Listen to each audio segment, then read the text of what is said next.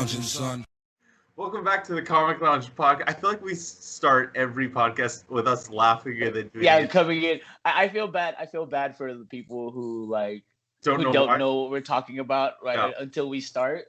It's literally just shooting the shit, but the dumbest way possible. I mean, yeah, whatever. But anyways, welcome back to the Comic Lounge podcast.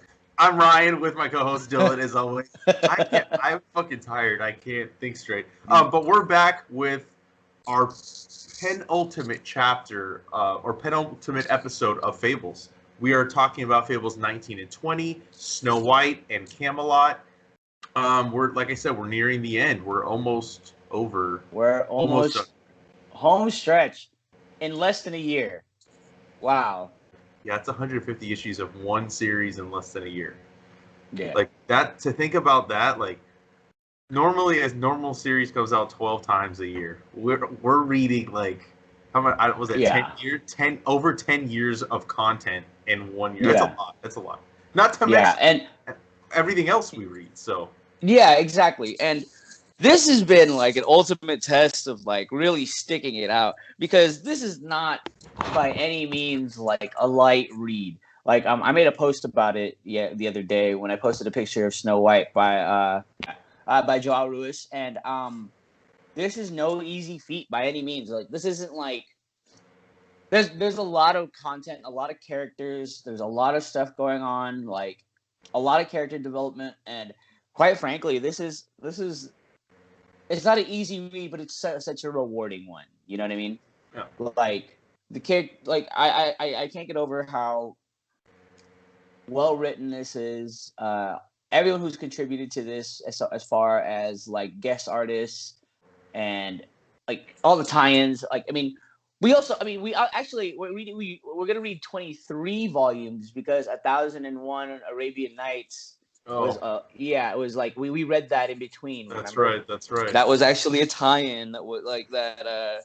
So it's actually more than 150. Like, this is no easy feat. Like I feel like this is like the fantasy epic that comics deserve. It's crazy because like you start off. I mean, we'll talk about it when we give our final thoughts next week, but. Like, just like I think you said it last time, like where the series starts, you never could have foreseen for this moment, like where we are right now with 1920. You would not have foreseen like this is where it ends up. Yeah. And I think we talked about it in last week's episode too. Like it's starting to get depressing. It's starting to fucking punch me in the gut. Yeah, it keeps coming. It keeps coming.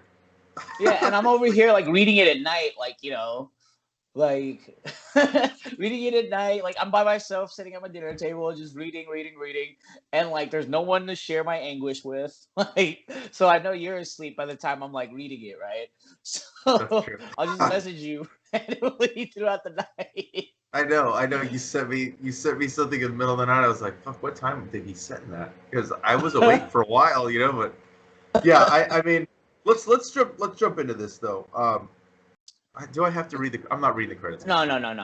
Look, there's Phil Willingham, Mark Bucky, Steve Leialoha, and Todd Klein, Shelley Bond editing. Those are the mainstays, and then like we always have like the additions of like other creators. I'm not trying to not give acknowledgement to them, but like fuck, I can't keep doing this every week. This volume 19, starts off with we get more Buffkin in the Land of Oz. I've been neither here nor there with the Buffkin stuff. Yeah. Like, you know what I mean? Same. It's but I feel like this was a perfect end cap for it. You know yeah. I mean, it's fun. It's like it gives you a little break from the main narrative, which is always cool. And like, I love Buffkin. It's a cool story. It's fun to see Buffkin in this light, but the real shine is, the main story, right? And it actually goes back because as of this moment, like we ended last volume with Therese coming back as an adult. Now we're getting more of the search for Therese and Dare, who we already know Dare is dead. He sacrificed himself for his sister. But I like a little bit of this because we get like, I don't think they ever like mentioned it before, but Briar Rose, like she is eternally wealthy. So like if she runs she's out like of the money, luckiest. She's like the yeah, luckiest of all the Fables. Like she can win the lotto all she has whenever she to yeah, wants. all she has to do is like because she gives her magical car to Bigby and Brock Blueheart to go find Dare because it can traverse any dimension anywhere, right? But it's like it's also powered by evil, so like if you use it too many times, like it returns to wherever it came from. And Yeah. but so she gives the car, and like the way we find out is because Snow White's like she's gonna go back to the farm, but she's waiting for the truck, and Briar Rose like, no, I'll just get you a car. I'll just buy a car, and she's like, oh, but you It's don't fine. have. Yeah, she's like, all I have to do is go to a liquor store, get a lottery ticket. I'm gonna win. This reintroduces a certain character. 19 introduces a certain character that we haven't seen in a while. It was totally out of left field. I was just as surprised as Snow White when said character popped up. But let's wait on that. I was just as surprised because I completely fucking forgot who he was. Yeah. To be honest, I just it slipped my mind, which I'm kind of glad it did because it would have ruined the previous trades. So right. Okay, so Stinky, while Stinky and Brock Blueheart. yeah, come on, bro. He doesn't like Bigby, being called Stinky. He doesn't like being called Stinky, bro. I mean, we get the story before we get the story of why he's called Stinky, and apparently he was drunk one night and slept with Mrs. Skunk, and that's it. That's Stinky, and he actually doesn't mind being called Stinky at all. But he's like, I am of title. Like you can't. I'm a person of the religion of like the boy blue religion, and I can't be. I can't have. I have to have the self-respect enough to be called something more, more better than Stinky when I'm talking to people. Oh, Reverend Stinky. Okay, imagine like, following a person like a religious leader. Yeah. Like, That's that's that? Stinky. That's Pastor Stinky over there. Yeah, it's Pastor Stinky. Yeah. But anyway, so upon those guys leaving, they're traversing in and out of different dimensions and different worlds in search of Dare, and they're doing so by, Bigby. Bigby is the ultimate hunter, so they're going to every world they can, and just the very faintest hint of smell of Dare, that's where we're going. So that's over like 100 different worlds. But anyway, in their absence, we find out a little bit more about Lee Douglas's fencing teacher, right? Which at first it was a little strange because like they never really mentioned who the fencing teacher was during the whole Mr. Dark story arc, right? He just kind of showed up and he was like, "Oh, I was commissioned and hired by Mr. Dark to teach you how to fence." And this is at Nurse Spratt, like, like when he was training Nurse Spratt before she became Lee Douglas. And then finally, come to find out, this guy is even fucking more deadly and more of a dick than we initially thought because he kills our homie guard. He's like the anti-Prince Charming. Yeah, he's like the anti-Prince Charming. Like, good with a sword, handsome, but he's like a little shithead. Granted, Prince Charming was a shithead too, but he was a shithead in a way that he was an adulterer. I mean, he was also more charming. He's charming, you know what I mean? Like, how could you, he's a dick, but we like him. But like, whereas, Prince Brandish, he's just a dick. Like, there's nothing charming about him. He's a womanizer. He believes that men's superior to women. Come to find out that he actually probably murdered his mom. Yeah, for having sex with his dad. For having sex with his dad. What? That's weird. It was weird. Like, yeah, it was a weird take. That was I was like, yeah, it's like normal kids would be like, I saw what you and daddy did, and what were you doing? Is that where babies come from? You go into that conversation. You don't go into like, close your eyes, mom. I'll make it quick, as in I'll stab you in the throat. Like, yeah, that was like a weird. That was super weird. Yeah. So we come to find out he's a dick when he almost kills one of the our goblins, our bridge troll security guard, whose name escapes me right now. Well, it doesn't kill him, but he turns into a bird. But Grimble. Yeah. Grimble. It's Grimble. Is the name of the Grimble. security guard. That's right. So as that happens, there's a lot of stuff in Fabletown going on. Lee Douglas is over here trying to seduce King Everyone. Cole. Yeah, Everyone, pretty but much. I mean, whoever she is in power, she does King Cole, and then, but I mean, I think what's more important though is we learned Brandish was that fucking bear that met yeah, Snow White and Rose Red in the woods, right? And yeah, he still is like, no, we're married, yeah. and it doesn't matter. And like the way he fucking treats her, and he's like telling her to like, because she's like, no, I'm married to Bigby, and he's like, you need to wash the animal off of you, and just Yeah. like how fucking like he traps her, he locks her in the fucking tower, she can't get out, and she's like, he's, she says to him that he's gonna die, and he's like, oh yeah, call your husband. She's like, no, I'm gonna be the one. I'm gonna kill you. And I'm gonna do it. dude, Snow White is these two volumes. Like we see a side of Snow White that we've kind of seen before, but at the same time is a little bit different. You know what I mean? Like she gets a little dark in volume 20. It's really dark. This is her Mama Wolf. Like before, we just saw a badass Snow White, but I feel like now she's Mama Wolf. Yeah, like you know what I mean. She's officially embraced that whole pack mentality, and like she knows exactly how much of a badass she is. Oh yeah, we really don't get a little. I mean, we've seen hints and bits and pieces here and there throughout this entire series, but I feel like this is the one where it's like, yo, I'm gonna kill you. This is my vow. I don't take vows. I take vows very seriously as an adult, because keep in mind, she made a vow to Prince Brandish like they'd marry, but Prince Brandish was also a fucking weirdo to make a vow with a child. And she was a kid. She's like, I was a kid. I didn't fucking know what I was saying. You know, like, and she even brings it up. But it's like, fuck, dude. I mean, she sends Ghost, right? Ghost is always, for some reason, he's always with her, no matter what. And I don't know if it's because he can instantly, like, almost instantaneously transport, like, time. I think that's the case. So, like, and she's like, go find your dad and tell him I'm in trouble. And then he's like, are you sure? Like, I don't want to leave you. She's like, no, I'm fine. Go get him. And dude, that entrance with fucking Bigby, all his glory, dude. Where's my fucking wife? You know what I mean? Like I was downstairs. And my wife was asleep, and then I saw that panel, and I literally out loud like, yo, and my wife was like, are you okay? Yeah, I'm fine, love you. Go back to bed. Yeah, but it was like what. It was one of those exclamations where I was just like, damn. Yeah. Like, I mean, the imagery of him returning, bro. We're talking about he breaks through Fabletown castle walls. No fucks given.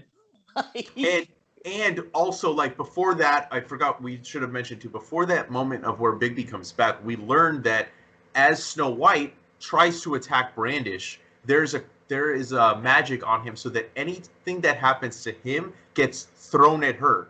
So she cuts him on the face, and then she gets a slash on her face. So even though Bigby's there to like save her, if he fucking like kills Brandish, he's gonna essentially kill Snow White. And so like Snow White knows this, but that's not why she says like don't kill him. She yells at Bigby, "Don't you dare kill him! I want to be the one to do it." And I was like, dude, fuck yeah. Yes, dude. I thought she was gonna spill the beans, but then she was like, no. Let's leave him to me. And you see her getting like thrown around as he's like fucking using his like gust of wind against Brandish. Like Snow White's just like flying across the room, getting fucked up. She's got a broken arm and shit. With a broken arm, dude. Yeah. But it's crazy, dude. So with all that going on, there's also little small things going on, and the whole Geppetto thing, you know. Okay, yeah, that's what I was gonna say. Yeah, the blue fairy, you know, Beast, the sheriff, he actually negotiates. He negotiates a time period in which, you know, they can. They're supposed to execute him, right? There was, I think it was like 4 volumes ago when the Blue Fairy wanted to kill Geppetto. And in order to get rid of the Blue Fairy, Beast said, look, I'll let him, or I think it was like, we'll bring him to you within this certain amount of days, Or if not, you can take me and I'll be in servitude to you. For like 777 years or something. Right. So so Beast is like, at the time's coming up, and he's like trying to figure out like what am I gonna do? And he's like looking in all sorts of books, and I love I love his solution to getting rid of the blue fairy. Because like I love his witness. Yeah, it's an old fairy law, right? So he comes here, he's like, oh, Geppetto wants to marry you. But in the old fairy law, like the negotiations of a marriage between a fairy and her suitor can take centuries, right? And like, so he's like, but you can't be the one to talk. You can't negotiate with me. Like, that's not proper. You have to send someone in your steed, right? He sends a lady of the lake. Yeah, which is awesome because now we get someone super intertwined with the fates, right? Yeah. So someone who can literally see the future, but she chooses not to like see into the future and see that this is all a ruse, right? But with her being in Fabletown, that actually adds a brand new element to the whole Fabletown dynamic, right? Lady in the Lake shows up, and she shows up right as friggin' Flycatcher is about to take a bath. So she pops up out of the water, and she's like, "Oh, I recognize you. You're the one who returned Excalibur to me, unscathed by." I think dishonor was one of the words. Yeah, dishonor. Yeah, and that's dope. I mean, so that just goes to prove to you that like she knows exactly who a lot of these fables are, simply because she's intertwined with fates. Let's talk about the main thing that happened though in that volume though. Our boy, the reason you messaged me in the middle of the night, like at 12:15 at night. Yeah, as Bigby and Brandish are fighting.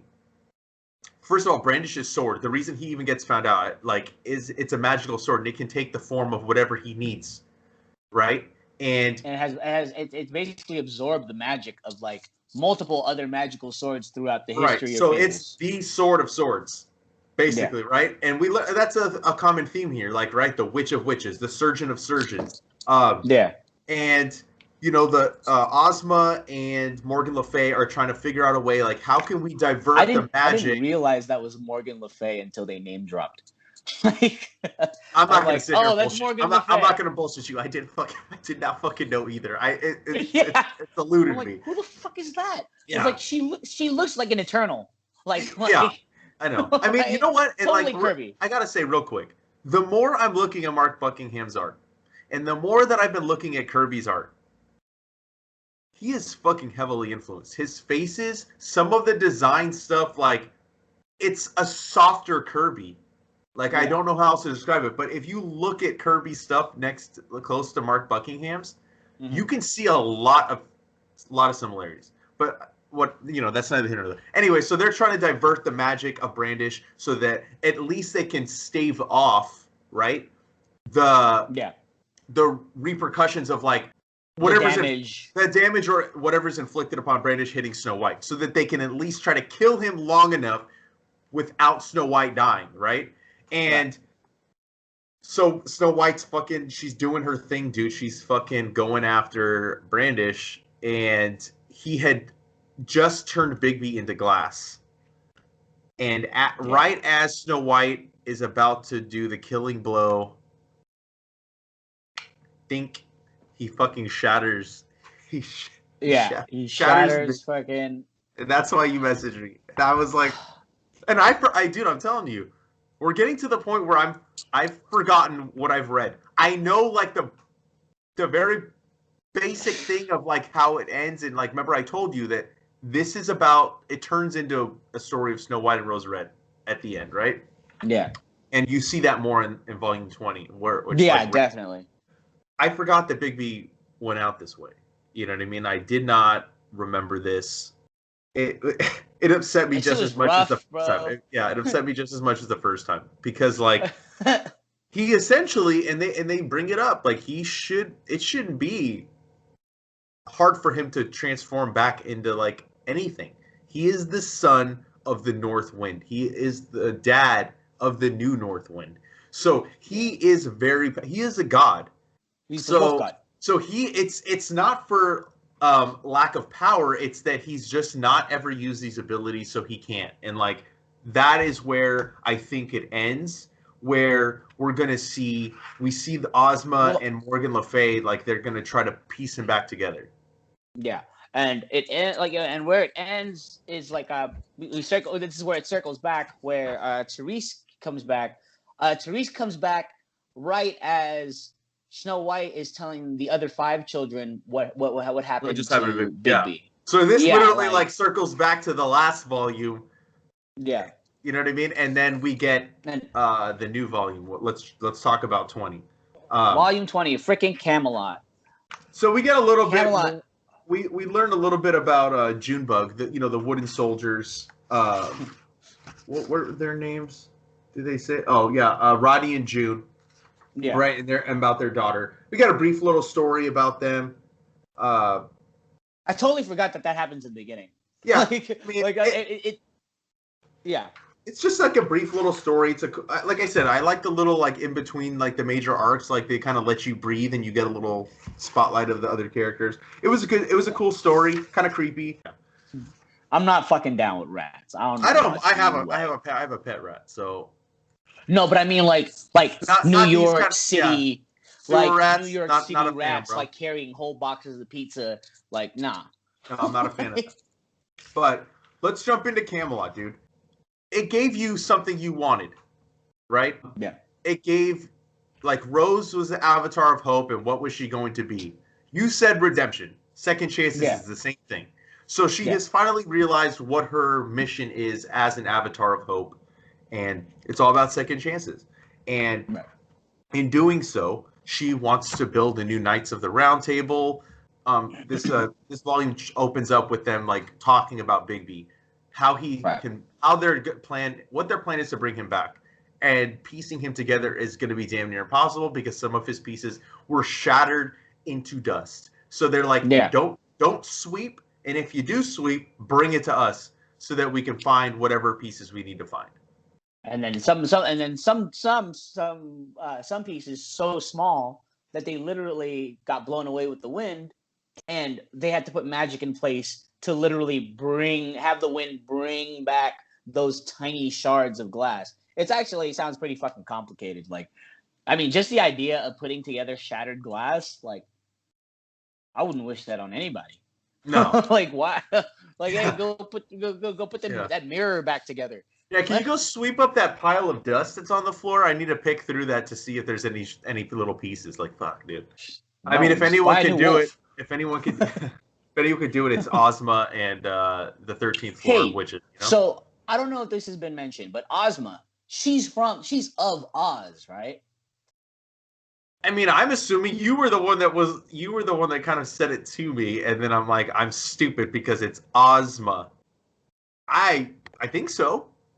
Right? Because, like, I mean, she must be the daughter of Oz, or someone related to Oz, the great and powerful Oz.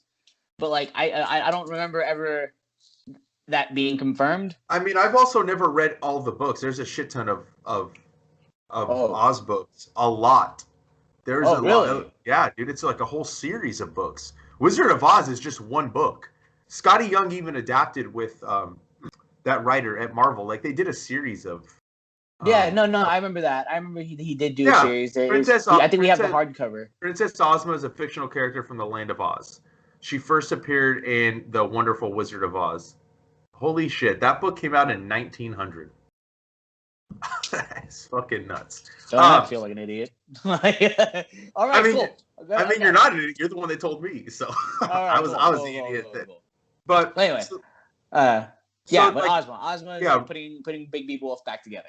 I mean, really, there's so much is going on at the same time in this volume, more so than we've gotten in a while. For the most part, the last few volumes will have like, whatever side story, in like the beginning of the trade and the end of the trade, right? And then it's the main narrative, but we're really super focused on a select group of people. Right now, we have a lot going on. We have been trying to put Bigby back together. We have Rose Red becoming the Avatar of Second Chances, right? Then we have Lay and the Surgeon dissecting Brandish. Yeah, come to find out that this fool fucking can't die. Like, Yeah, he's like, he's had his heart removed and put somewhere else. Kind of like Davy Jones, right? Like that's yeah, what I thought of. Like they locked away Davy Jones' heart. It's at the bottom of the sea or it's wherever, and protected just as and long as no one protected. destroys it. Right. So Brandish is somewhat similar, and then we like the surgeon finds out, and he's like, "Oh, I got to find out. Like, how did you do this? I tried to do it, but I had to replace my heart with a pig heart." And Swineheart, Brandish, hello. yeah, and Brandish fucking killed the surgeon that did this to him, so that The nobody else original would ever, surgeon. yeah, Yeah. so nobody else would be able to do it. So Brandish being alive is kind of to me what really sets this story and puts it into a place of like, fuck, you know what I mean? Like this is setting up a conflict that is probably going to be the most powerful conflict in all of the series, and that's Rose Red versus Snow White. Because as Rose Red is gathering her people of who are deserving of second chances and basically of redemption, she takes Brandish from Dr. Swinehart and Yeah. has him chained up. Gives him two options. This is a pretty dark shit though. Yeah. Gives it two options. He's in a fucking hole in the ground, chained up. And above that hole is a fucking cement truck. Now, she knows that he can't die, but she's like, oh, okay, well, either you are going to be buried alive for eternity under cement, or you have to serve me. And you have to vow to do everything that I say, right, how I say, when I say, for the rest of your life. Which no questions asked. And which will in turn, because he is such a horrible piece of shit, if he can be redeemed and be given a second chance, that will empower other people to believe that they can have a second chance. And we're talking about the guy who killed Bigby Wolf, who vowed to kill Snow White's cubs.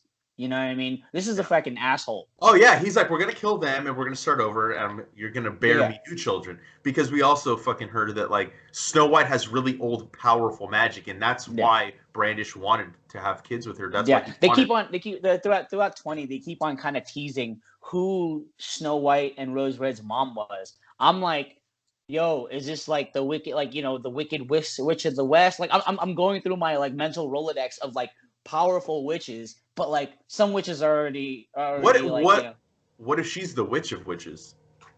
Oh, because remember the North Wind said that I really don't know. This is really a theory because like I don't remember. Said Frau Totenkiller could have been the archetype of witches. Well, doesn't there have to be an archetype of witches? There has to be an archetype. So what if Snow White and Rose Red's mom was? Yeah. And what if she ends up being a witch that we do know in lore? I really like. I'm like you right now. I don't know. I can't remember what I mean, this is years ago. So, but yeah, like we also have to go through the Rolodex of all of the witches we already have, right? I mean, Frau Totenkinder, she kind of covered a lot of bases already. But like, like with Oz, with Oz being a real thing, is she the Wicked Witch of the West, or is she Glenda the Good Witch, or like? Yeah, she doesn't necessarily have to be an evil one. Yeah, she doesn't necessarily have to be an evil. I mean, she had kids, like, somebody loved her. Yeah, somebody, Yeah.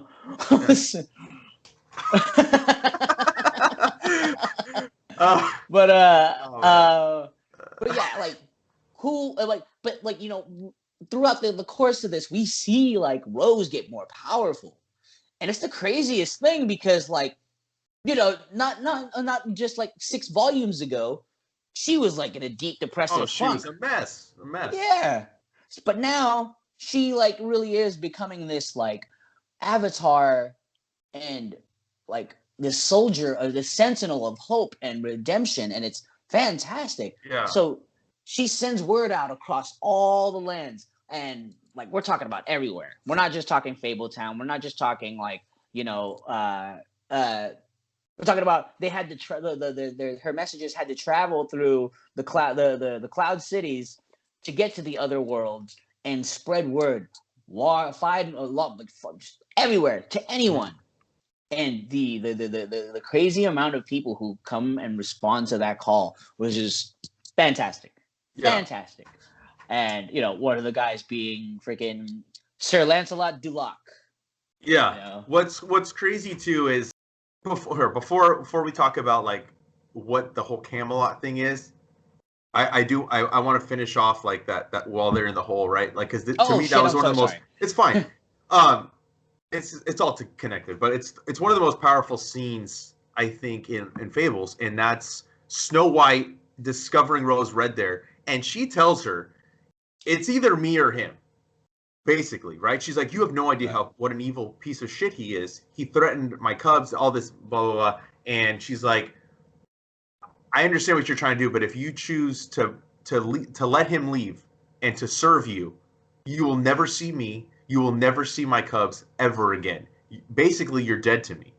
And she walks away. Snow White leaves without even knowing what the decision Rose Red makes is. And it's kind of like, I see both sides. I don't think Rose, 100%. You know what I mean? Like, because like I get where Rose Red is coming from.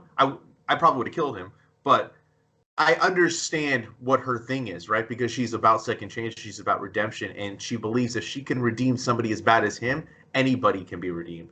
So, but then again, Snow White, like, I get it with her as well. And like, that's your babies, bro. Yeah, and after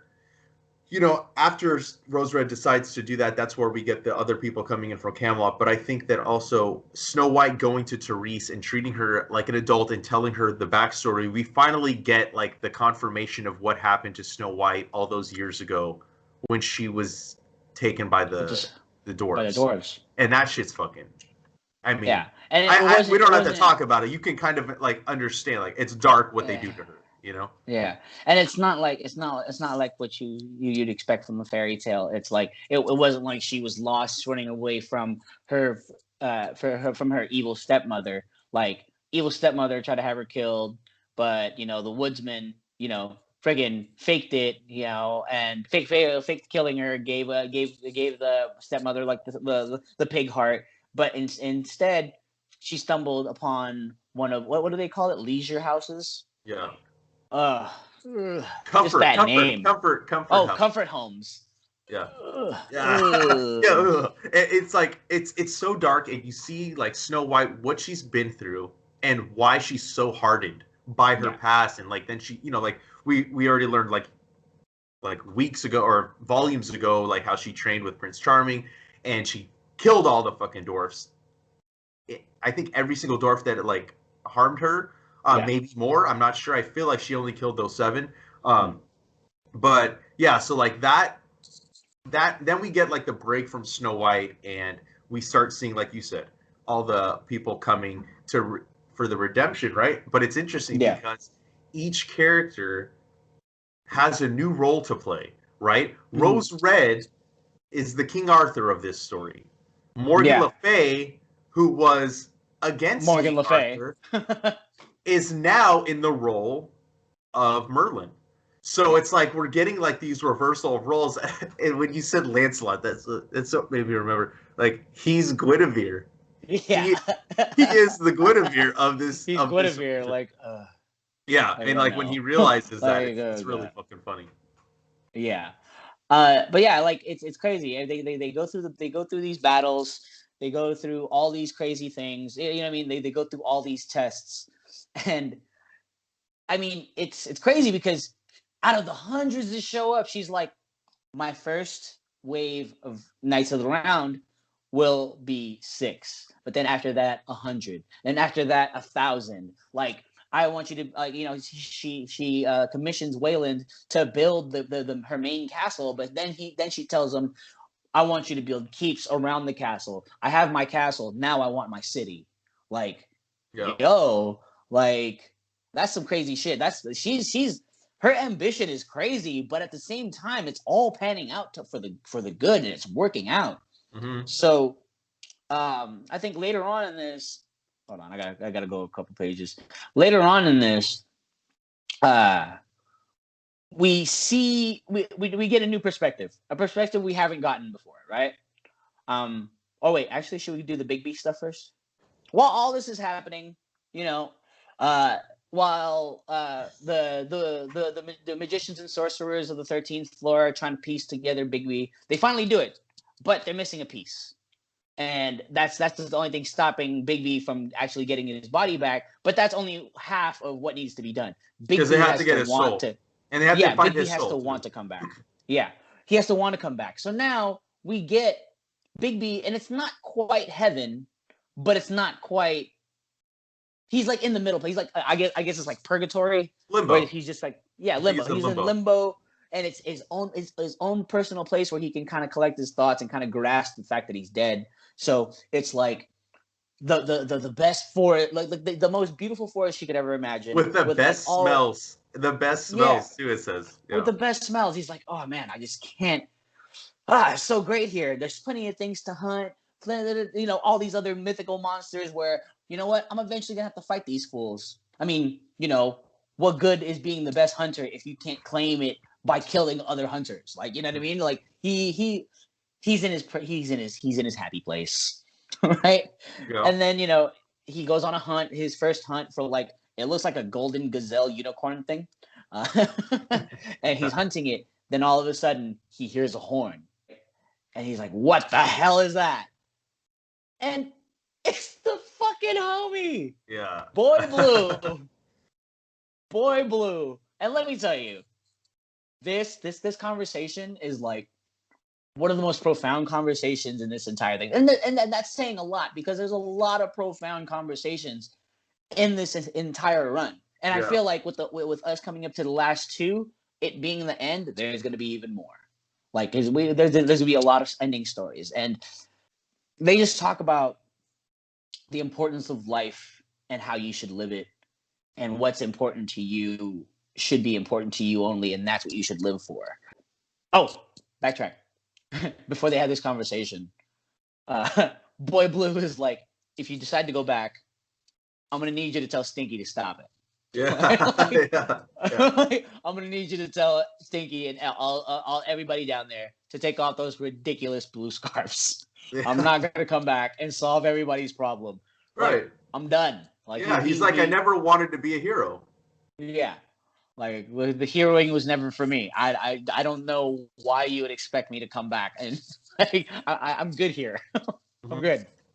So they had this conversation, and it's basically Blue lays it all out for him. Like, you're a god, dude.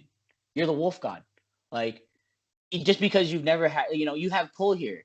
And like you said earlier, you are the son of the first North Wind and the father of the new North Wind. Yep. So you have pull. You can do it. You could go back if you want. But, he lets him know that, I always thought that you were one of the great destroyers, though. So you being back in that mix, that reinstitutes the idea that you could still be one of the great destroyers. Yeah, that's dope. So, make your decision carefully. And I'm like, damn, that's fucking crazy. Like, what the fuck is going to happen? Yeah, like he could come back and just essentially not be good anymore. Right. And we'll get into that in a second, but yeah. They're having this conversation, and it's like, and Blue, he like, I gotta go. Like, you have very limited time, and I don't want to take up the next person's time. And trust me, you're gonna want to talk to him. You're gonna want as much time as you can with him, right? And I'm like, at first I was like, oh, it's the North Wind, right? He's gonna talk to his North Wind. He's gonna get the closure that he needs because he was in such a rut after he passed. Mm-hmm. But it wasn't. It's not. And the answer is even better than I could have hoped for. Mm-hmm. I mean, holy shit, that hit me right in the feels. Yep. Because the last panel of this was literally, it was sweet. It was a good panel. Moment. It was a hell of a panel. Yeah. It's the moment, and I don't want to ruin it. I don't want to say who it is. Okay. But it's a great panel. Like, you know what I mean? It hit me right in the feels. Beautiful. Yeah, it was a great issue. I think it might have been one of my favorite issues in the series. Yeah. For sure. Like, holy crap. If writers draw from personal experience, you write what you know. right? I feel like this, I don't know, Bill Willingham really put a lot of his own personal experience in this, and you can tell because it resonates because of how human it is. It's not just about Fables at this point in that last page. You know what I mean? It's about the desire to want to talk to a loved one just one last time, in the words you would say. You know what I mean? Yep. I mean, it's beautiful. It is. It was a. I'm glad they didn't intersperse it with other stories. Like it was. That's all it was. It was a whole issue with no interruptions. I believe, right? Yeah. No interruptions. It was just that. So I really enjoyed that. You know, like before we wrap up volume 20, there there was a cool moment with the New North Wind with Winter, where like that was the best shit. Where the other winds are like trying to like kind of manipulate her, and she's like, I'm not a kid anymore, and boom, transforms. But when she's with Snow, she transforms back into a kid, right? Like, and she's still like mommy. Right, because she does it because she knows that's what her mom needs. But she's fucking getting super powerful, and I know that way more powerful than I expected. Like now, because with the North Wind, we just knew he was a badass, and we didn't really get the full extent of her power. But now we're like seeing it from the perspective of Winter, and she's laying it all out for the reader.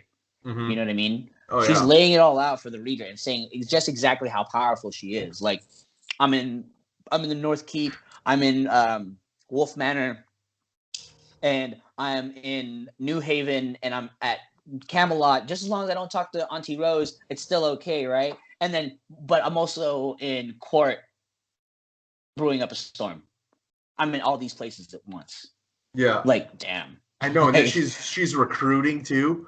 Yeah. To go against Rose Red, because Rose Red you have Rose Red doing what she's doing, recruiting, right? And now Winter is recruiting for her mom. She goes to the Ice Queen, and she's recruiting killers to help defend against Rose Red. So like I mean, everything's coming to a head, because even though there's 2 volumes, volume 22 is 1 issue.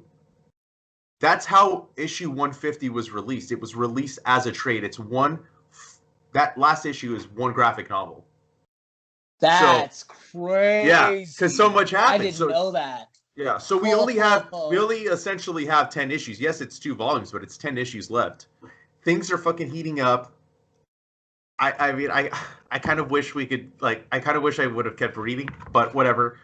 So we get a 2-issue story at the end, which is, kind of talks about the whole idea of Fabletown is to eventually go back to where your home is, right? So that's essentially what that issue is about. But what that single issue with Geppetto, we jump back again to that scene before they even fought the Dark Man, when Bigby and Snow were having sex in the fucking canoodling in the ancient forest. But we see what Geppetto was doing when he kept going up, right?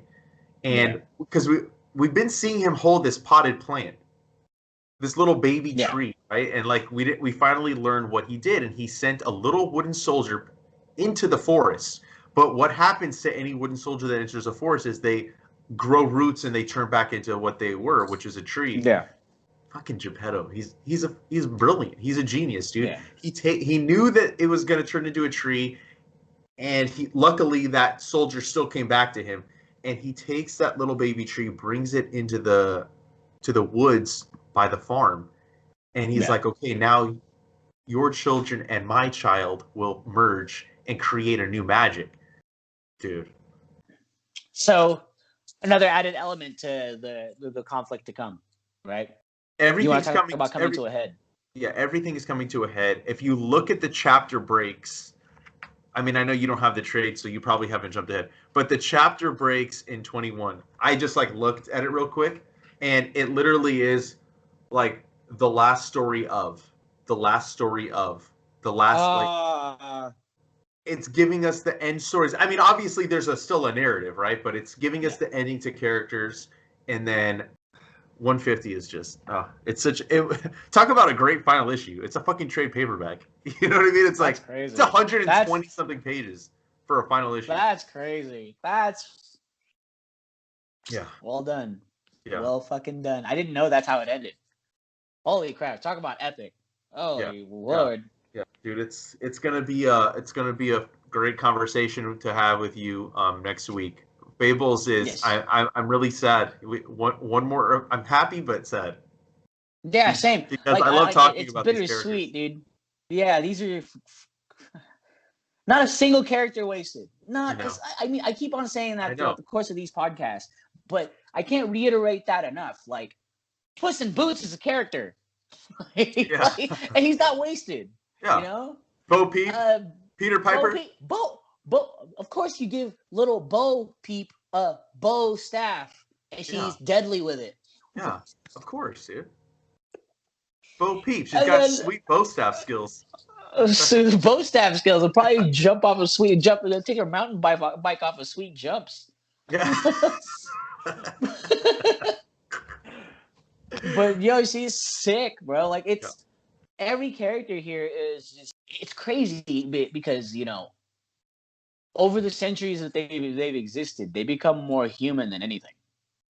Yeah, dude, and like that's why like I suggest the spin-offs because and Yeah. I was doing it at the shop yesterday, like the Jack of Fables, because there's characters that we have not seen in the main Fables book, and then in the Cinderella, the 2 volumes, like she goes up against Dorothy from Wizard of Oz. You know what I mean? What Like the fuck. and Dorothy's a cold bitch.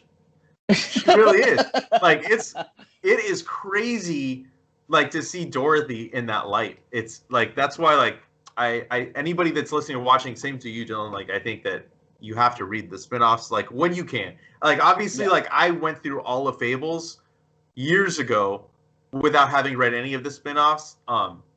But they're definitely and they read good on their own too. I don't think you necessarily have to like be reading it within the middle. I did this time, Right. like in between our episodes, because I just had the, I had the breaks. But yeah, Right. I love this series. I'm so glad again, and I've said this on every podcast. I'm so glad that we're doing it. I'm very excited to talk the end with you, and yeah, I can't believe it's almost over. one more episode. But that's all. That's all I got. That's all I have. That's all I got. I mean, I honestly I want to get to reading. Yeah, I want to get to read. If you finish it early, let me know. We'll record earlier if you end up wanting to start it earlier because we don't have to wait till Thursday. I mean, I kind of want to start today, but I'll wait until I know we're going to record. Like I said, I want to have it fresh in my mind so that we can talk. Exactly. But yeah, that's all I got. I'm excited for the end, and I can't wait to talk the end of Fables with you. And hope everybody listening, hope you guys are enjoying this. Got one more episode left. This has been the craziest like marathon I've probably done. I've never read 22 volumes of anything. I'm just saying. Like, I don't think there's been 22 volumes of anything. There hasn't. Yeah, right? Well, unprecedented. Yeah, unprecedented. And there's like 14 Eisner Awards or something, right? Like, crazy. Yeah, does it say? But anyway, go ahead. I'm sorry. Yeah, but that's all we got for Fables. Hope you come back next week and join us on the last episode.